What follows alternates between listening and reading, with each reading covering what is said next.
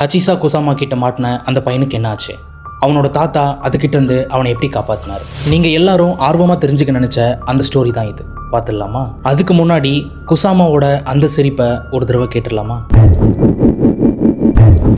அந்த பையன் ஒரு பழமையான வில்லேஜில் இருக்கிற அவனோட தாத்தா வீட்டுக்கு போயிருந்தான். அங்கே வீட்டுக்கு வெளியில் அவன் கார்டனில் விளையாடிட்டு இருக்கும்போது ஒரு பெண் 8 அடி உயரத்தில் அவன் முன்னாடி வந்து நிற்குது.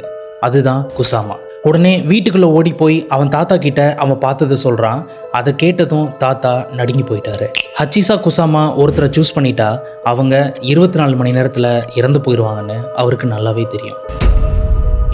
அவனை இதிலிருந்து எப்படி காப்பாற்றுறதுன்னு தெரியாமல் லோக்கல் சர்ச் ஃபாதர் கிட்ட ஹெல்ப் கேட்குறாரு தாத்தா. சர்ச் ஃபாதர் சொன்ன மாதிரியே அந்த பையனை ஒரு ரூம்குள்ளே போக சொல்லிட்டு அந்த ரூமோட 4 மூலையிலையும் சால்ட் வைக்கிறாங்க.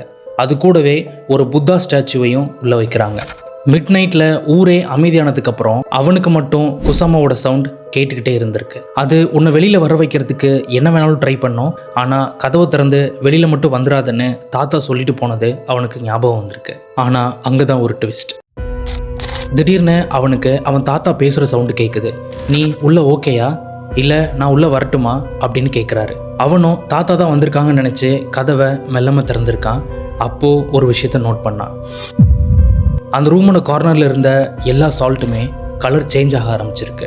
அது உன்னை நெருங்கி வரும்போது இந்த சால்ட்டோட கலர் சேஞ்ச் ஆகும் அப்படின்னு தாத்தா சொன்னது அவனுக்கு ஞாபகம் வந்திருக்கு. உடனே கதவை டக்குன்னு க்ளோஸ் பண்ணிட்டு அந்த ரூம்குள்ளே போயிடுறான். பேய் கதைனாலே விடிஞ்சா அது போயிடும் அப்படின்னு தான் நமக்கு தெரியும்.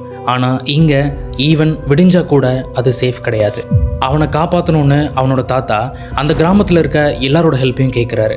உடனே அங்கே இருந்த எல்லாரும் ஒரு 3 காரை அரேஞ்ச் பண்ணுறாங்க. அந்த 3 கார்லேயும் நடுவில் இருக்க காரில் அவனை உட்கார வச்சுட்டு அந்த கிராமத்தை விட்டு வேகமாக வெளியில் போகிறாங்க. அந்த இடத்த விட்டு அவன் வெளியில் போயிட்டு இருக்கும்போதே தூரத்தில் குசாமாவோட அந்த சிரிப்பை கேட்குறான்.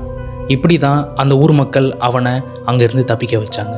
இது ஒரு அர்பன் லெஜண்ட் ஸ்டோரியாக இருந்தாலும் ஜப்பான் மக்கள் இதை இன்னமும் முழுசாக நம்புகிறாங்க. இந்த ஸ்டோரியை நான் சொல்லும்போது இது உங்கள் கண்ணு முன்னாடியே நடந்த மாதிரி இருந்தால் கமெண்ட்டில் சேஃப்னு கமெண்ட் பண்ணுங்கள். பேய் அப்படின்னு ஒன்று இல்லவே இல்லைன்னு நினைக்கிற உங்கள் ஃப்ரெண்டுக்கு இதை ஷேர் பண்ணுங்கள்.